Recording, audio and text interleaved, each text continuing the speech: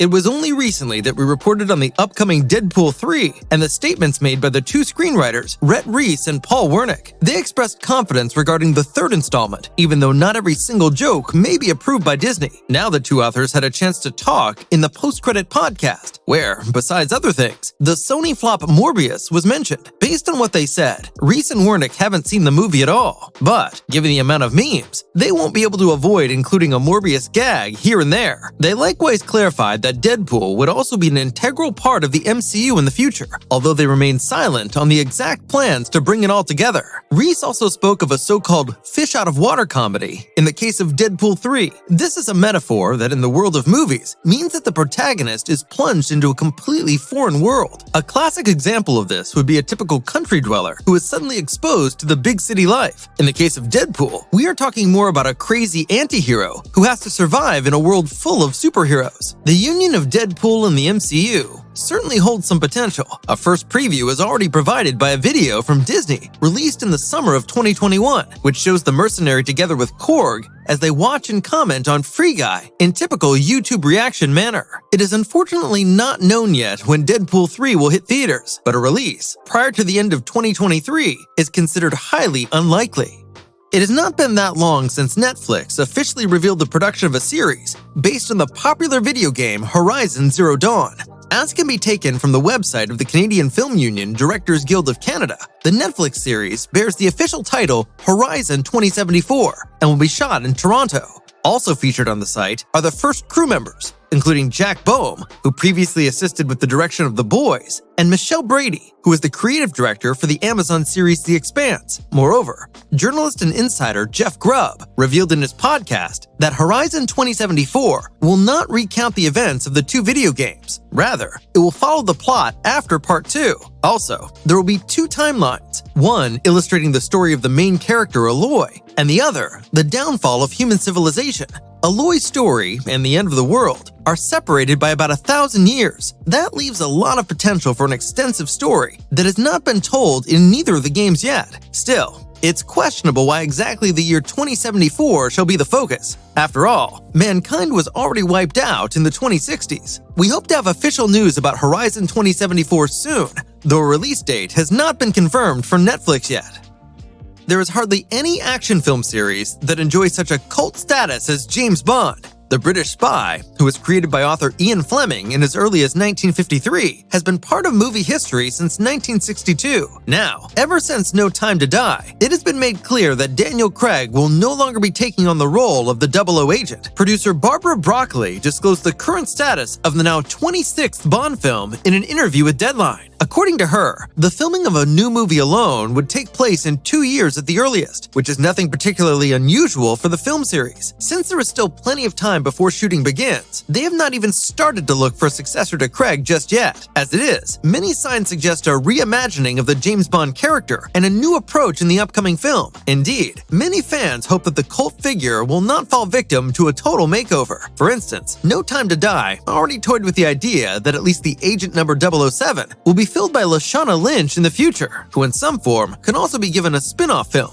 What direction do you think the Bond franchise will continue to evolve in? And what are your expectations for the 26th Bond film? Feel free to let us know in the comments.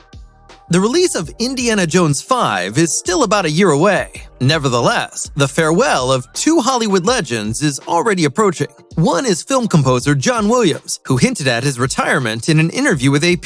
He revealed he was currently working on Indiana Jones 5 and would most likely turn his back on composing for films afterwards. This means that one of the biggest Hollywood artists will be leaving, as the 90-year-old John Williams has composed the soundtracks of countless global hits. These include the well-known Indiana Jones films, Star Wars, Jurassic Park, Harry Potter, and many others. However, it seems that Williams does not want to stop working altogether. He has already announced his intention to keep on writing concert music. The other person to give up his work is Harrison Ford, who will reach the age of 80 on July 13th. Officially, he has not declared the end of his career, but considering his age, Ford's retirement is certainly imminent as well. His part as Han Solo has already been dropped, and there probably won't be another Indiana Jones movie with him either. The foundation of more relaxing years would thus be laid, though we are still waiting for an announcement from Ford himself.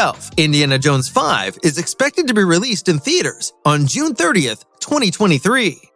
In late May, the Obi-Wan Kenobi series was released with great success on Disney+. Star Wars fans in particular, who enjoyed episodes 1 to 3, are likely to find the series very appealing. Now, some fans are completely satisfied with this one season and do not want the storyline to be dragged on. Others, however, are quite fond of the idea of a second season. Lead actor Ewan McGregor also appears to belong to the second group. Even before the season finale, he told the British GQ magazine in an interview that he would be very happy if the series were continued. Darth Vader actor Hayden Christensen shares the same opinion, as he would also be up for a second season. However, he did confess in an interview with Radio Times that the series was originally intended to be a standalone. The crew of the series seems to have a different opinion. Director Deborah Chow, for instance, spoke to Entertainment Tonight about the series being complete and that there were no plans to go further. Lucasfilm president Kathleen Kennedy supports this view, even though she does not rule out the possibility of carrying on with the series if there were a very good reason to do so. Thus, the responsible parties behind the camera do not look as inspired as the main actors, but the real question is, what would be the content of such a second season? How shall Obi-Wan develop further? And which stories would there be to tell about him? The people in charge should come up with a good answer to all these questions. A compromise solution would be a spin-off about the Inquisitor Reva, who is played by Moses Ingram. Rumor has it that this is already in the works, but an official confirmation is still pending. In any case, we are looking forward to seeing how Obi-Wan's story will evolve, and will continue to keep you up to date. Sony Pictures achieved significant success among both critics and fans last year with Ghostbusters Afterlife. The new installment impressed especially those who already liked the original from 1984. Now, a sequel seems to be in the works, which might be released in the near future. As the official Ghostbusters Twitter channel confirmed, they plan to release the sequel already in December 2023. This is ambitious. After all, the competition before Christmas is traditionally quite high. The new Star Trek movie will also be released during this time. For example, like already hinted upon at the end of the first part, the movie is set in Manhattan and the old familiar firehouse from the initial Ghostbusters. Director Jason Reitman, who, by the way, is the son of the original director, Ivan Reitman, already shared some details regarding the sequel with The Hollywood Reporter. Accordingly, the sequel will follow the end of Ghostbusters Afterlife, in which the Ecto-1 enters Manhattan and thus returns to its home. Meanwhile, work is also in progress on an animated Ghostbusters movie, which will be directed by Hotel Transylvania 4 film director Jennifer Kluska and Motor City creator Chris Prynoski. Jason Reitman also joins the Netflix exclusive series as an executive producer. Sadly, the series plot, as well as the release date, are still unknown.